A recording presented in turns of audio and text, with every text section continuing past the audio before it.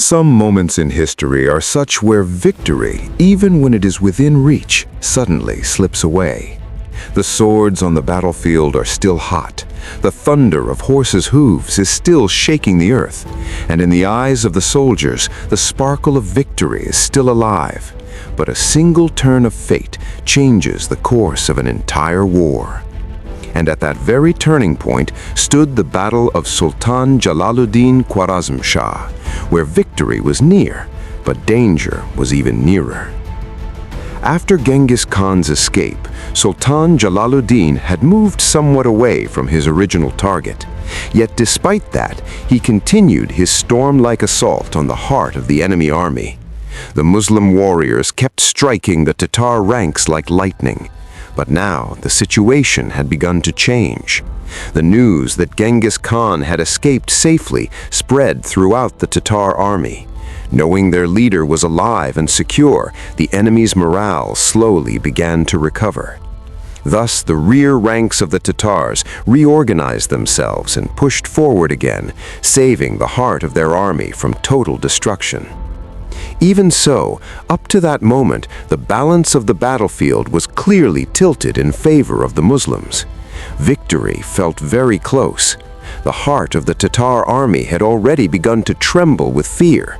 Their right wing was steadily retreating, and the left wing had lost the courage to advance at all. But then, in the final hours of the day, the atmosphere of the battlefield slowly began to change. A cunning strategy of Genghis Khan was about to overturn a battle that seemed already won. After Sultan Jalaluddin's devastating charge, Genghis Khan had withdrawn from the battlefield. He still had not decided what strategy could counter such a fearless assault. But in the meantime, he received a strange and dangerous piece of information.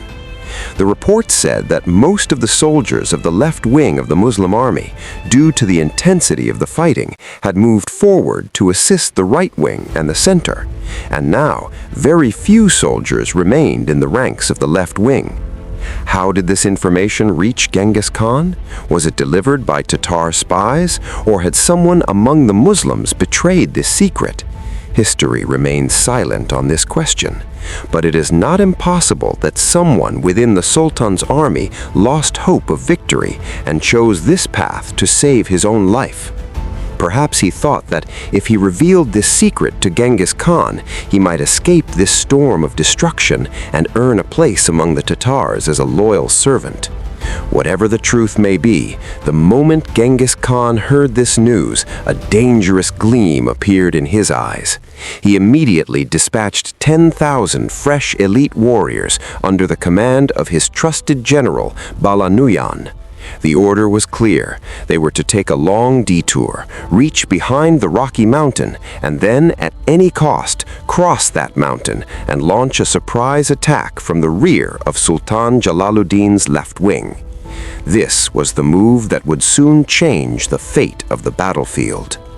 Bala Nuyan, with his 10,000 chosen warriors, moved toward the mountain that was considered nearly impossible to cross.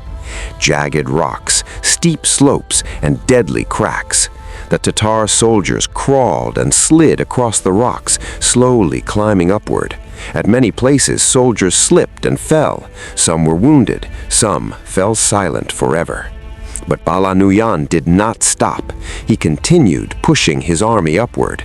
Finally, in the late afternoon, while on the battlefield, the warriors of Sultan Jalaluddin were still crushing the heart of the Tatar army, and somewhere in the distance, Genghis Khan's anxious eyes kept turning again and again toward that mountain pass. Bala Nuyan, with most of his soldiers, managed to reach the summit of the mountain. There, only a handful of Sultan Jalaluddin's soldiers were guarding the pass. They resisted until their last breath, but the enemy's numbers were far greater. After a few moments of intense fighting, they were all martyred. And then, under Bala Nuyan's command, thousands of Tatar soldiers trampled over the bodies of those martyrs and began descending the slopes. Their target was clear, the left wing of the Muslim army. Within moments, they fell upon the Muslims from behind, and this sudden attack threw the small force of the left wing into a terrible chaos. The lines broke, and a horrifying disruption spread across the battlefield. Meanwhile, Sultan Jalaluddin Khwarazm Shah was still locked in fierce combat with the heart of the enemy army. There, the battle was continuing with full intensity. But Genghis Khan showed great caution at this moment. He himself avoided facing Sultan Jalaluddin directly. He knew very well that if he came face to face with the Sultan again, this fearless commander might once more show him the shadow of death. Therefore, instead of clashing directly with the center of the army, he devised another strategy. With 10,000 heavily armored cavalry, he moved toward the part of the battlefield where Amin al-Mulk was still fighting against the left wing of the Tartars. Genghis Khan's attack was extremely sudden. The forces of Amin al-Mulk fought with great bravery, but at the same time, the Tartar army facing them had reorganized itself once again and launched fresh aggressive assaults. This two-sided pressure shook Amin al-Mulk's forces. Their footing slowly began to collapse. During the retreat, most of his soldiers were martyred on the battlefield. While falling back, Amin al-Mulk realized that a wide distance had now formed between him and the central army of Sultan Jalaluddin. Tartar units had already filled this gap. Now cutting through them and rejoining the central forces had become almost impossible. The battle was slipping out of his hands. In desperation, Amin al-Mulk attempted to save what remained of his men. With the surviving soldiers, he moved northward along the banks of the river. His intention was to somehow reach Peshawar. But Genghis Khan had already planned far ahead. He had stationed his troops at various points along the routes to block the escape of fleeing soldiers. Thus, when Amin al-Mulk and his companions continued their retreat, after a short distance they found themselves surrounded by a strong Tartar force. After a brief but bloody clash, Amin al-Mulk, along with his companions, was martyred there, and thus one of the strong wings of the Muslim army was permanently broken from the battlefield. After scattering the right wing of the Muslims, Genghis Khan, moving along the riverbank, turned toward the part of the battlefield where the central army, under the command of Sultan Jalaluddin, was still firmly holding its ground. Suddenly, he launched a powerful flank attack. Meanwhile, near the banks of the Indus River, a protective guard of Sultan Jalaluddin was stationed. When they realized that this strike of the enemy was directly targeting the Sultan's flank, they immediately stood like an iron wall. These were the loyal warriors who valued the Sultan's safety more than their own lives. They fought like men possessed. Swords shattered, shields were crushed to pieces, and one by one, they were all martyred. But with their blood, if only for a few moments, they managed to raise a protective shield around the Sultan. But now, the map of the battlefield had changed.